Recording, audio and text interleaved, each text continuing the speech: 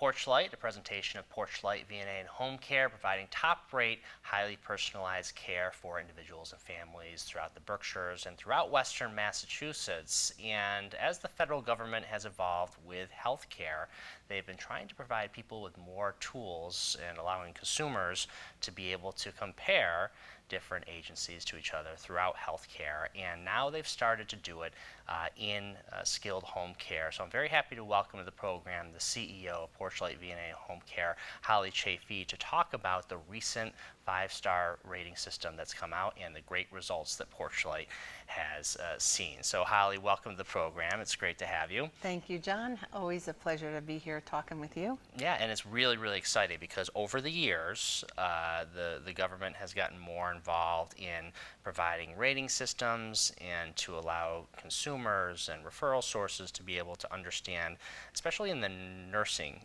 home world. They started that several years ago, but it had not done the same type of thing in skilled home care. Now they're doing that, and the first results are in, and for Porchlight, it's really, really exciting. It is. We're very pleased and proud to announce that we have been given 5 stars. So that's the highest rating you can get, and we're the only 5-star agency in all of Western Mass, Hampden, Hampshire, and Berkshire counties. So it's exciting. The hard work of all the staff, from the office staff to the clinicians, the managers, quality staff, it's paid off now. Yeah. So, and I know for our friends out in the community will be seeing something along the lines of this if we're looking at this as simply the best, and there'll be some starburst in here to help remind people of the 5 stars, because I think especially in the consumer world, to be able to differentiate a home care agency from one to the other, it's really difficult. How do you know where the quality is? And all these measures are put into place throughout this system. So there's a whole series of essentially, for lack of a better term, testing of how an agency does things, and that's what the government is looking at. So for us, in the past, we've had Department of Public Health, DPH surveys, and they would come in and make sure that you were compliant with all the regulations. And we've always had deficiency-free surveys, so we've always been very proud of that. There are, I guess they found a need to move forward with quality measures, like you said, so that they could find out who should a consumer look at. And so one of the tools they put into place was looking at the quality measures, 9 of them. And so what happens is, across the nation, everyone is measured the same way. So it's not like, well, we measure you this way in Berkshire County and we measure you this way in Hampden County. Right. It's the same across the whole nation. So Porchlight scored 99.1% better than all the other home care agencies that provide services to Medicare patients. And they look at process measures, and they look at outcomes based on how a clinician goes out to a home and answers specific questions, and then look at the improvement that a patient has over the time that they're treating them. They also look at the rehospitalization rate of our patients, which is below the national and state average. And also in the network that we belong to, the OneEighty network, where we have 20 freestanding VNAs in the state of Massachusetts, our whole network comes out high with those quality measures as well, with low rehospitalization rates. So we're very proud to move forward with that network. Even though we're not attached to a hospital system, we do provide the full continuum of care, from acute to chronic care, having the home visiting nurse practitioner to the people who are chronically ill and need, say, a live-in caregiver or an hourly caregiver or homemaking companion services. So it's really, it's a challenge. We have a lot of changes coming at us, a lot of decline in reimbursement. So we're constantly looking how to balance that. And as a nonprofit, we look to the community for support for donations, and to keep some of the programs going that are costly but necessary to keep the community on their feet. And I think, if you are following the direction which the government is headed, everyone talks about great outcomes, reducing rehospitalizations, and being able to make the process more efficient. This 5-star rating system, really shows that a freestanding nonprofit, even though you don't have the same kind of resources as these large sort of conglomerates out there that are attached to hospitals and so forth, in our case, it's showing that the freestanding nonprofit with a great commitment to quality, making sure that in positions that are critical, is make sure that it's a registered nurse in those positions, high clinical skills. You're really focusing on that, and it really does make a difference. So, we've talked about this quite a bit, a freestanding nonprofit being able to succeed in this changing market, but here's perfect evidence that it can do that. We believe in delivering patient-centered care, and part of delivering patient-centered care is having a patient as involved as they can be in their own care. So empowering the patient is really important in this environment, because people are coming out of the hospitals a lot sicker, with shorter stays. For example, Bay State, they do hip surgery, they're out in 2 days now. So years ago it would be, several weeks, not Right. just a week or two, it was Right. several weeks. And so they're coming home after 2 days, and our therapists are right out there, getting them on their feet, exercising them, dealing with the pain levels that they have, and getting those under control, reviewing all their medications, making sure that the meds that they're coming out of the hospital with are the meds that they're taking at home, and conversing with the physician to making sure that that's what he wants them to be taking. So delivering the patient-centered care and empowering the patient really becomes important, and then layered on top of that is the patient satisfaction. So one of the things that we've implemented at Porchlight is during the first week of care, we're making telephone calls to the patient directly and asking them, how are things going? Are your expectations being met? And with that call, we're learning a lot. We're learning that some of the expectations patients have might be expectations that were delivered to, say, their parents or their grandmother many years ago, and they weren't really aware of how much the healthcare system had changed. Whereas 20 years ago, they could have a home health aide around the clock and Medicare would pay for it. And now a home health aide goes in a couple hours a week. And, they weren't really aware of those changes. So the expectations they have are different than what can be provided today and be covered by insurance. People, too, aren't used to that culture change where now you have to pay more for health care. So they have to pay a copay maybe with their insurance that in years past they hadn't had to do. So that's hard for them. It's hard for them to accept all of that. And so by making a phone call to them and finding out what they're expecting and clarifying their questions, I think has been helpful, and helps with patient satisfaction. And then it also helps us with individual clinicians. We have clinicians who have been in home care for 20, 30 years, and then we have clinicians who have been in home care for a year or two. So it helps us to understand better some of the teaching needs that we need to focus on with our staff.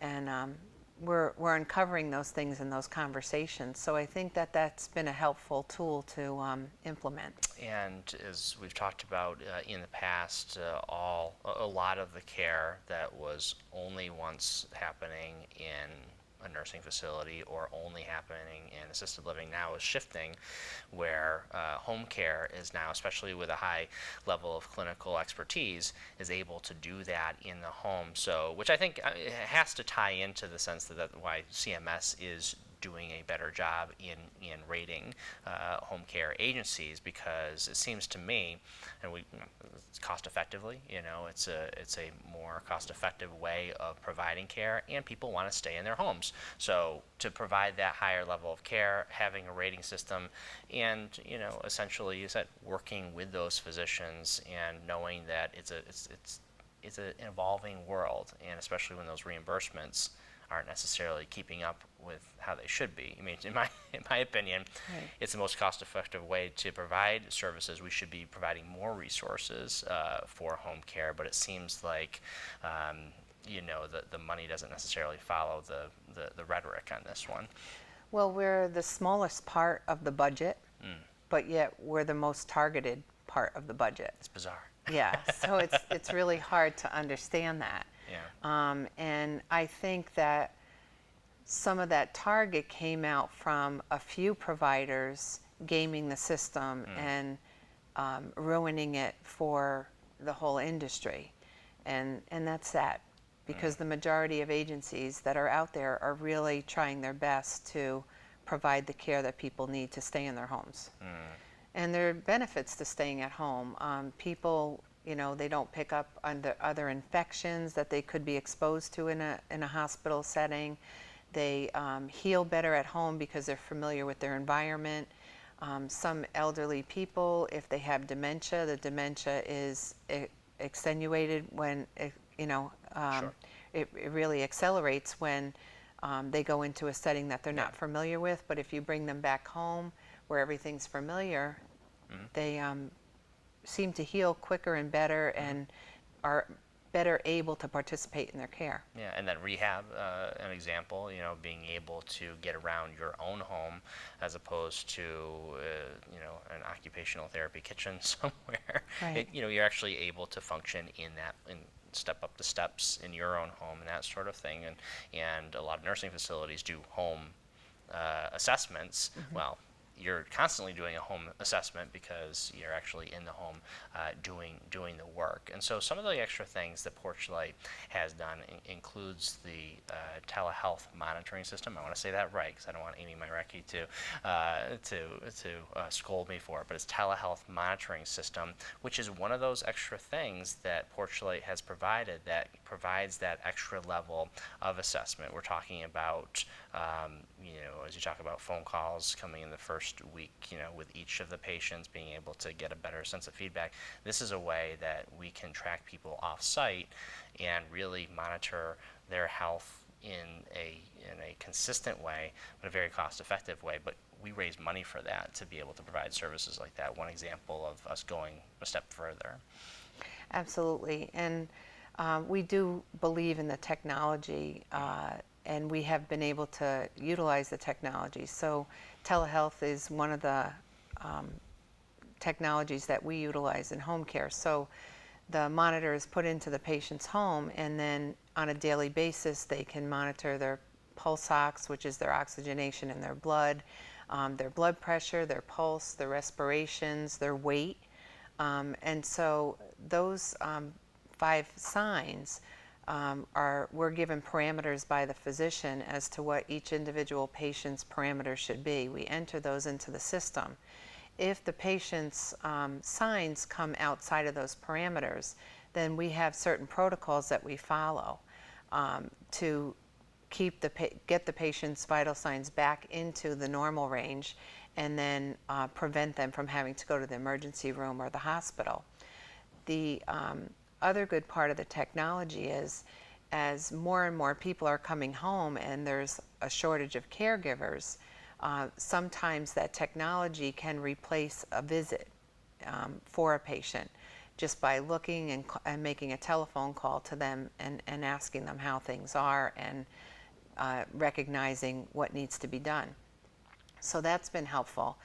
The other thing I think that has contributed to our 5-star rating is that we have specific pathways for disease processes that we've put in place. So we front load our visits for our cardiac patients and make sure that somebody is seeing them on a daily basis, because we have learned that in the first 7 days that a patient comes home, they're at the highest risk to return to the hospital. So we're making sure that those visits are done, and that's been helpful.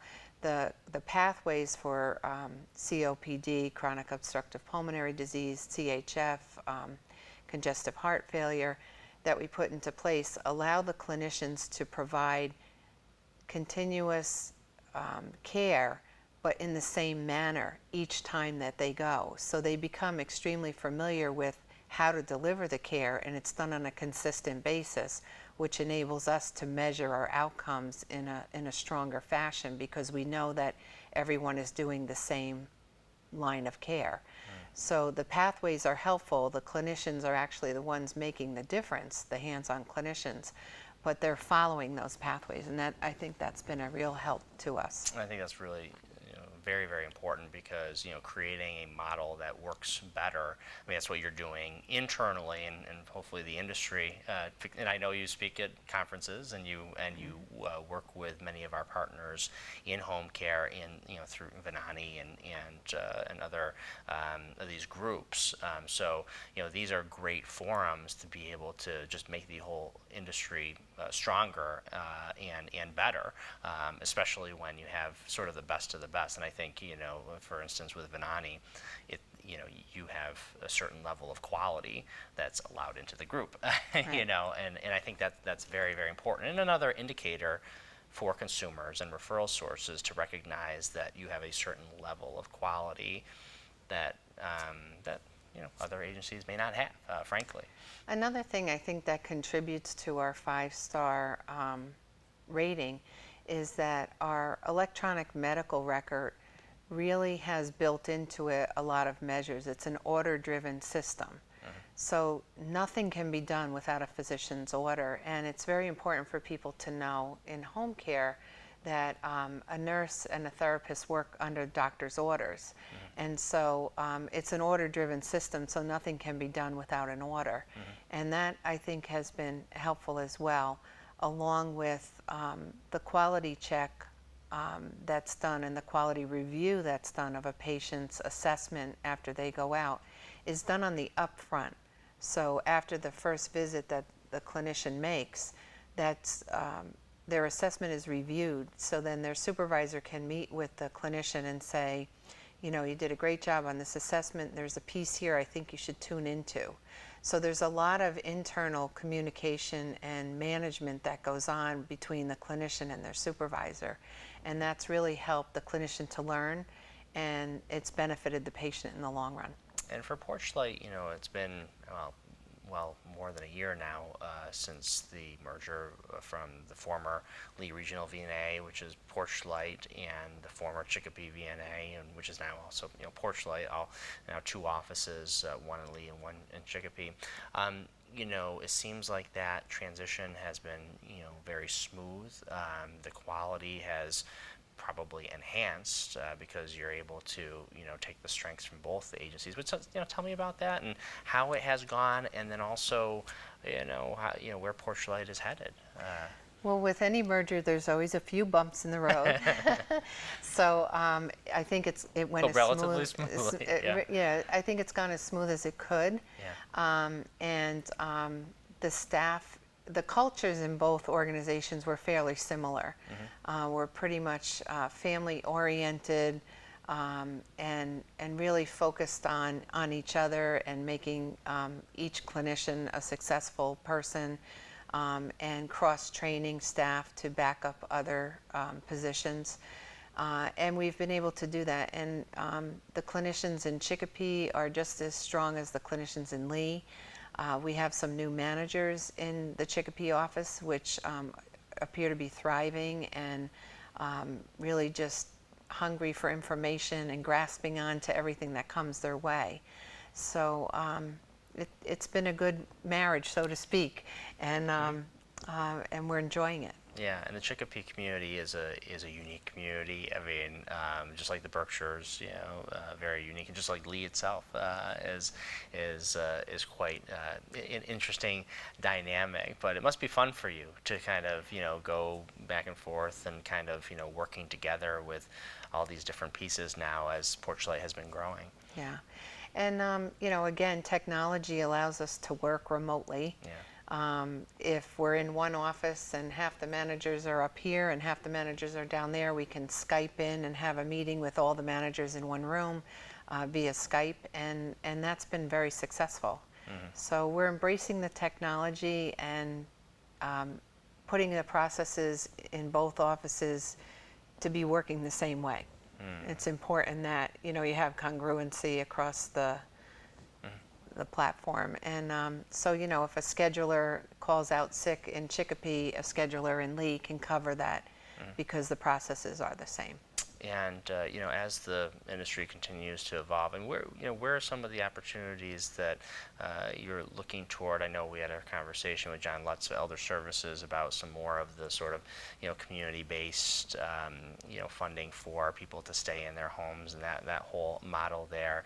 And then there's other conversations happening. But where do you see some of the opportunities and challenges ahead? Well, the challenges are definitely fiscal. Yeah.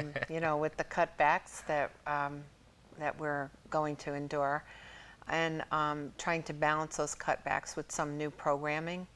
Our private pay company in Chicopee over the last year has grown 30% in a year, and we expect that growth to continue. We do have another contract with the other ASAP Highland Valley, so now we have the contracts with both Greater Springfield Senior Services, West Mass, Highland Valley, and the Berkshire ASAP as well. So there's a huge need for private care because a lot of people have chronic illnesses, they're living longer, and they need to stay in their homes. So we're connecting them with the resources they need to stay in their homes. So we're always looking for home health aides, CNAs, and homemakers, and we're implemented a new process with that to make sure that we're getting the top-notch caregivers by having them test prior to hire, so that we know where their level of knowledge is. So, the fiscal challenges are there, the staffing challenges are there.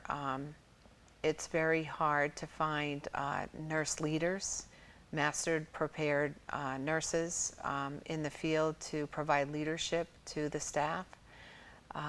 There's only so many to go around, and experienced ones. You might be able to find people who come out of nursing school with a master's degree, but haven't touched a patient or worked in the field, and you really need that skill set in home care because you're out there independently operating, and there's not anybody to fall back on when you have to make a split decision. Yes, you can call the office and have a consult with one of the nurse managers or myself, but sometimes you have to make decisions, and you need to have that critical thinking. Yeah, suffice it to say, if you're looking for areas of opportunity, becoming a registered nurse and, like you said, having that experience in the field, you can always use a good registered nurse, if you're in Berkshire County, and that's industry-wide, I think, and throughout Western Massachusetts. So, a lesson for any of you individuals who are looking to find areas where there'll be stable demand for your services. That's definitely one of those areas, as Berkshire County, and I think all of Western Massachusetts, relatively speaking, aging population, going to need those services, and currently, not an overwhelming number of those who can fill the positions that are available. Another one of the challenges that we faced recently is the need for multicultural aides. There in the Springfield area, there are a variety of languages, as there is in Berkshire County, but more so we're finding down in that area. So we've hired Vietnamese aides who are bilingual, Spanish, Russian, Lithuanian, and Polish. There's a whole language barrier out there. There are a lot of people who can't speak the English language, and you try to service them the best you can with pictures and stuff, but it's much easier when you have someone who can talk the language that they have. So there are translator services, but there's nothing like having a person who really can understand their culture. And it works both ways, because we have caregivers that are here from Ghana, and their culture is very different than the American culture. So when we're placing these aids into situations with families, we have to explain on both ends that, you know, they may, like for example, someone from Africa may call an elderly person mama. Well, there are some circumstances where you can't go in and call a patient mama. They're Right. like offended by it, like, course. I'm not your mama. But so, you know, the cultural things you really have to pay attention to, so that people realize they're not trying to insult you, they're trying to help you, and they're trying to be endearing. Yeah. And so we pay attention to that too. Absolutely. So it's very whenever you're in someone's home and in their you know, it's an honor and a privilege to do that, and it's a great responsibility, of course, as well. And the people from Porchlight do it better than anyone else, no question about it. And that's why we're out there. So you know, so for our friends in the different healthcare, you know, different facilities and arenas, you'll be seeing this.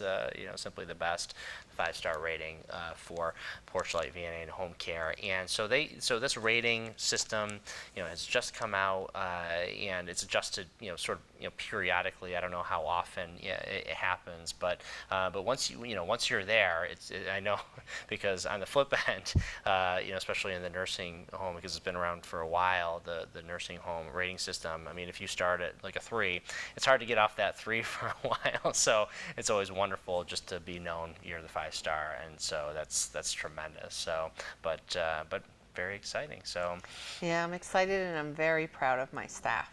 yeah, They've absolutely. done an outstanding job in the communities that we serve, and they deserve all the applause in the world. They do, and it is well deserved, well deserved. So Holly Chaffee, congratulations again, and to all the staff at Porchlight.